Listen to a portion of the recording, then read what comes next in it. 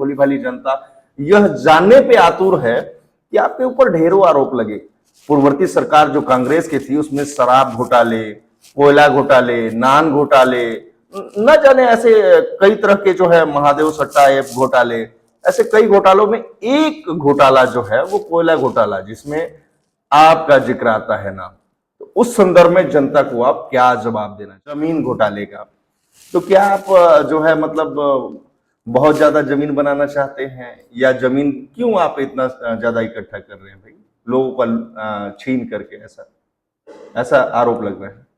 एक बात और कह रही है कि भाजपा वॉशिंग मशीन रूपी काम कर रहा है, मतलब जो भी आएगा उसके दाग धुल जाएंगे, तो ऐसा कुछ है? तो जनता को साफ साफ है। सूत्रों से मिली जानकारी के अनुसार 2-3 विधायक, पूर्व विधायक आपके संपर्क में है, भाजपा ज्वाइन करने वाले। सांसद बनने के बाद जब मोदी जी से आपकी जब मुलाकात होगी, तो क्या छत्तीसगढ़ में पत्रकारों के साथ हुए अन्याय के बारे में आप चर्चा करेंगे? महाराजा का समीकरण महाराज ने बिगाड़ दिया।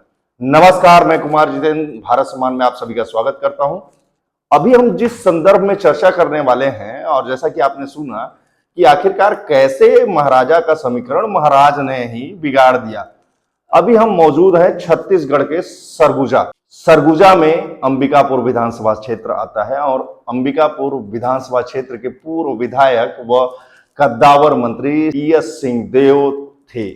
वर्तमान स्थिति उनको महज कुछ ही मतों से मात दे करके राजेश अग्रवाल ने उनकी विधायकी छीन ली है।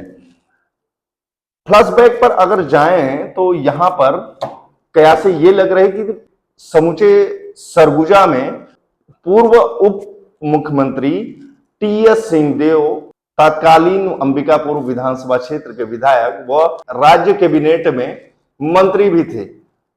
उनके द्वारा जो है कांग्रेस की तरफ से सरगुजा संभाग की 14 के 14 सीटों पर जो है टिकट वितरण हुआ, उनके अनुसार हुआ। टिकट वितरण पश्चात नामों का जैसे ही उजागर हुआ, उसमें कुछ पुराने नाम थे जो कि कट चुके थे, जो तत्कालीन विधायक के नाम थे। तो ठीक हम उन्हीं पर चर्चा करने वाले हैं। और ये महाराज कौन है? तो महाराज आज जो है भाजपा ने उन्हें सांसद प्रतिनिधि के रूप में सरगुजा से क्षेत्र में उतारा है। आज हम उन्हीं से रूबरू करेंगे कि आखिरकार यह समीकरण कैसे आपने बिगाड़ा, और उनकी सीट तो गई ही गई, पूरे 14 के 14 विधानसभा क्षेत्र में आपने किस तरह से पकड़ बनाया। सीधा रुख करते हैं। तो सबसे पहले तो आपको नमस्कार, भारत सम्मान में आपका स्वागत है। नमस्कार। दर्शकों को यह जानने में बड़ा दिलचस्पी है कि आखिरकार एक महाराज ने महाराजा का समीकरण कैसे बिगाड़ दिया। उस संदर्भ में सबसे पहले महाराजा का समीकरण महाराज ने बिगाड़ दिया, ये तो मोदी जी के कारण हुआ जी। और मैं भाजपा में आ गया, और भाजपा में आकर के मैं वैसे जहाँ भी रहा हूँ मैं मन से काम किया हूँ। कहीं पर जो भी जिम्मेदारी मिलता है उसको मैं ईमानदारी से करता हूँ। अभी यहाँ आने के बाद भाजपा में केंद्रीय नेतृत्व और हमारे प्रदेश का नेतृत्व हमारे ऊपर भरोसा किया, और हमको भाजपा के प्रत्याशी के रूप में अभी हमारा नाम घोषित हुआ है। और इसमें मैं माननीय मोदी जी को और केंद्रीय नेतृत्व को और प्रदेश के नेतृत्व को धन्यवाद देना चाहूँगा कि मेरे ऊपर उन्होंने भरोसा किया। जैसा कि भाजपा ने अपना वायदा पूरा किया आपको सांसद प्रतिनिधि बनाकर, तो आप अभी जो है आगे की प्रतिक्रिया आपकी क्या रहेगी? आगे की प्रतिक्रिया देखिए, तो चुनाव है जी। और अभी पूरे भारत देश में चुनाव हो रहे हैं लोकसभा के, जिसमें मोदी जी को पुनः तीसरी बार कुर्सी में बैठाना है। और उसके लिए जो मैं लोगों का भावना देख पा रहा हूँ, लोगों के मन में एक ही भावना है कि मोदी जी को तीसरी बार कुर्सी में बैठाना है। आज अगर आप देखेंगे तो अयोध्या में भगवान राम का मंदिर बनना, और फिर वहाँ भगवान का मूर्ति का प्राण प्रतिष्ठा होना, ये सब जो नेतृत्व करता है उनके मानसिकता पर तय होता है। सनातन के मानने वाले जितने भी हैं, मोदी जी के प्रति सबके मन में एक आस्था है कि वो देश को एक नई दिशा की ओर ले जाते हुए सनातन का जो परंपरा है उसको भी कायम रखे हैं। अभी हम प्रदेश के साथ साथ अपने सरगुजा की बात ना करें तो बड़ा अच्छा सा महसूस करेंगे। पहले आप ये बताइए कि आप सांसद बनने के बाद सरगुजा के लिए आपके पिटारे में क्या है और सरगुजा के लिए अलग से आपने क्या सोच रखा है? सरगुजा के लिए मोदी जी के गारंटी के तहत हम्म यहाँ रेलवे का विस्तार होना है, हम्म क्योंकि जहाँ पर आवागमन नहीं है हम्म वहाँ पर जो बड़े व्यापारी हैं, उद्योगपति हैं, उन लोग हम्म, जाने से कतराते हैं। जी तो निश्चित रूप से यहाँ रेलवे में विस्तार होगा। उसके साथ साथ अभी 14 या 15 तारीख को जो दरिमा एयरपोर्ट है वहाँ 32 सीटर हवाई जहाज आए, उसके लिए उनको लाइसेंस मिल गया है। तो हवाई यात्रा होने से और रेलवे में और लाइन विस्तार और रेलवे का विस्तार होने से यहाँ कई उद्योगपति भी आएंगे, जिससे सरगुजा का नक्शा ही बदल जाएगा। तो निश्चित रूप से आदरणीय प्रधानमंत्री जी पूरे देश के विकास के लिए जो सोचते हैं, सबका साथ सबका विकास, वो उनके कथनी और करने में कोई अंतर नहीं है। और मेरे को लगता है कि सरगुजा का सांसद बनने के बाद माननीय मोदी जी के मार्गदर्शन में सरगुजा को बहुत ऊंचाई तक हम ले जाएंगे। जैसा कि आप जानते हैं और इससे भली भांति भी हैं, पूर्ववर्ती सरकार कांग्रेस सरकार में आप विधायक रहे, कुछ अंतर्कलह के कारण आपको टिकट नहीं मिला और आप जो है घर वापसी किए। आप पिछले मर्तबा देखे होंगे कि 50 से अधिक, जैसा कि भाजपा ने ही प्रेस कॉन्फ्रेंस करके खुलासा किया था कि 50 से अधिक पत्रकारों के विरुद्ध में षड्यंत्र करके झूठे मुकदमे दर्ज किए थे और झूठे मुकदमे दर्ज किए और उसको उस मामले को बुनाया था भाजपा ने। तो अभी वर्तमान स्थिति क्या, आप जो है सांसद बनने के बाद जब मोदी जी से आपकी जब मुलाकात होगी तो क्या छत्तीसगढ़ में पत्रकारों के साथ हुए अन्याय के बारे में आप चर्चा करेंगे और पत्रकार सुरक्षा कानून बनने पर छत्तीसगढ़ में क्या मददगार साबित? निश्चित रूप से मैं एक बात कहना चाहूँगा। जी जी। चाहे वो पत्रकार हों, चाहे किसान हों, चाहे हमारे युवा साथी हों, चाहे हमारे माता बहनें हों, सभी के हित में सरकार काम करेगी। किसी के साथ अन्याय नहीं होगा, ये हम गारंटी के साथ कह सकते हैं। जो पीछे जो भी हुआ होगा, लेकिन मोदी जी के शासनकाल में उनके मार्गदर्शन में जो सरकार चलेगी उसमें किसी तरह का किसी के ऊपर अनावश्यक कोई परेशानी नहीं होगा, इस बात के लिए मैं कह सकता हूँ। पत्रकारों का जिक्र करें तो सरगुजा संभाग जो है अपने खुद के भवन के लिए बड़ा ही चिंतित रहता है। कई सांसद बने, यहाँ के मंत्री भी बने और भाजपा शासनकाल के लिए भी बने, लेकिन सिर्फ वायदे रहते हैं, जुमलेबाजी रहती है, मतलब कुछ अभी तक पूरा नहीं हो पाया। तो उसके लिए पहल आप करेंगे सरगुजा खास करके उसकी? मेरे को लगता है पत्रकारों के लिए एक भवन हो, ये तो बहुत अच्छी बात है, क्योंकि पत्रकारिता जो है एक चौथा स्तंभ माना जाता है। उसके लिए हमको काम करना इसलिए भी चाहिए क्योंकि हमारा जो योजना होता है, सरकार की जो योजना होती है, उसको लोगों तक पहुंचाना और लोगों के समस्याओं को सरकार तक पहुंचाने का काम पत्रकार करते हैं। उनके लिए जो भी आवश्यक है, उनके लिए भवन हो या और भी कुछ व्यवस्था का विषय हो, उस पर निश्चित रूप से हम काम करेंगे और उसमें सिर्फ हम बोलने का केवल काम नहीं कर रहे हैं, उसको करेंगे भी। जैसा कि हम सभी जानते हैं कि जो है नाम वाला वही तो बदनाम है। आरोप प्रत्यारोप चाहे किसी भी क्षेत्र में लगते ही हैं और उस पर आपको मुखर होकर के जवाब देना पड़ेगा। छत्तीसगढ़ की भोली भाली जनता, सरगुजा की भोली भाली जनता यह जानने पे आतुर है कि आपके ऊपर ढेरों आरोप लगे।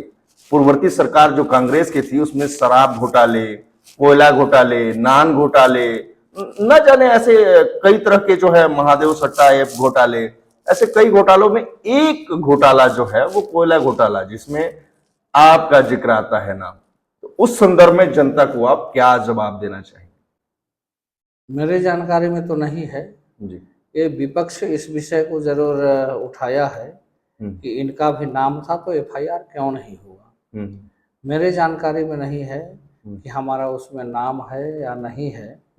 जिस विषय का जानकारी नहीं है उस विषय पर मैं बात करना उचित नहीं समझता हूँ। और दूसरा, विपक्ष का काम सामने वाले का गलती निकालना होता है। अगर गलत नहीं भी है, अगर मान लीजिए हम मुस्कुरा भी दिए तो लोगों को लगे कि मुस्कुराया क्यों, हमको देख के हंस रहा है। तो ये विपक्ष का मुद्दा होता है। मुद्दा उसको सामने वाले का गलती नहीं होते हुए भी गलती निकालना, ये तो विपक्ष का काम होता है। विपक्ष एक बात और कह रही है कि भाजपा जो है वॉशिंग मशीन रूपी काम कर रहा है, मतलब जो भी आएगा उसके दाग धुल जाएंगे। तो ऐसा कुछ है तो जनता को साफ साफ बताएं। ऐसा कोई विषय नहीं है। हमारा तो घर वापसी हुआ है, हम अपने घर में आए हैं। उसमें वॉशिंग मशीन और धुलने वाला बात कहाँ से आ रहा है। हम किसी कारण से अपने घर से बाहर गए थे और आज मेरे को लगा कि नहीं, हमारा उचित जगह तो यही है जहाँ पर हम सनातन का बात कर सकते हैं, अपने संस्कृति का बात कर सकते हैं, अपने धर्म का बात कर सकते हैं। तो ऐसे जो पार्टी है उसके साथ रहना वही उचित है। हमसे निश्चित रूप से गलती हुई थी। अब वो आगे वो गलती भी नहीं होगा और बिल्कुल मैं अपने घर में हूँ और बिल्कुल ये तो वही बात हो गई, सुबह को भूला हुआ शाम को घर लौटे तो कोई बात नहीं। खैर, ये आपका पार्टी का अंदरूनी मामला है, उसमें हम जनता की क्या राय है जरूर जानना चाहेंगे। घोटालेबाज का जिक्र किया जाए या तो उसमें एक और जुड़ता है नाम, जमीन घोटाले का। तो क्या आप जो है मतलब बहुत ज्यादा जमीन बनाना चाहते हैं, या जमीन क्यों आप इतना ज्यादा इकट्ठा कर रहे हैं भाई, लोगों का छीन करके? ऐसा ऐसा आरोप लग रहा है।